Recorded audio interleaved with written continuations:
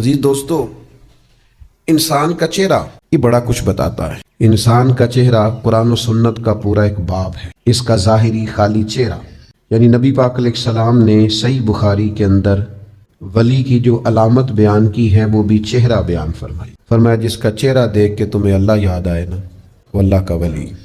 چہرہ کبھی بندے کا مرجھا جاتا ہے کسی پریشانی کی وجہ سے، اور کبھی اس کا چہرہ کھل اٹھتا ہے۔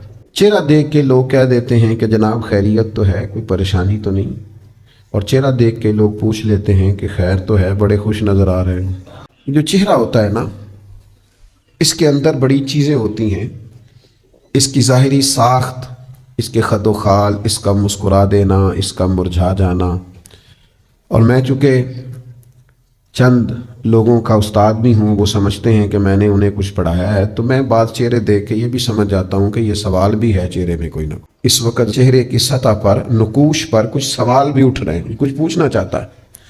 چہرے بڑا کچھ بتاتے ہیں۔ چہرے خوش بھی ہوتے ہیں، چہرے غمگین بھی ہوتے ہیں، دنیا میں بھی چہرے نظر آتے ہیں، قیامت میں بھی چہرے نظر آئیں گے۔ سورۃ القیامہ کی 2 آیتیں میں نے پڑھی ہیں۔ اللہ فرماتے ہیں وجوہ یومئذ ناظرہ، قیامت والے دن کچھ چہرے بڑے تر و تازہ ہوں گے۔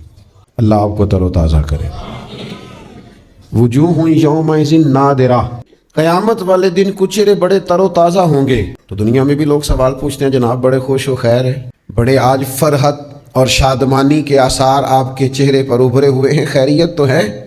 تو یہاں بھی ارشاد فرمایا نا، جب چہرے تر و تازہ ہوں گے تو سوال اٹھتا تھا کیوں تر و تازہ ہوں گے؟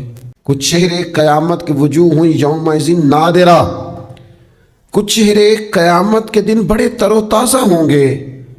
تو اگلی آیت میں اللہ نے خود ہی جواب دے دیا کہ اس لیے تر و تازہ ہوں گے کہ الی ربہا ناظرہ، وہ اپنے رب کا دیدار کر رہے ہوں گے، وہ اپنے رب کا نظارہ کر رہے ہوں گے۔ اس نظارے کی وجہ سے چہرے تر و تازہ ہوں گے، نظارے سے تازہ ہوں گے۔ الی ربہا ناظرہ، اپنے رب کا جب نظارہ کریں گے نا، یہ جو نظارہ ہے نا، یہ چہروں تر و تازہ کر دیتا ہے۔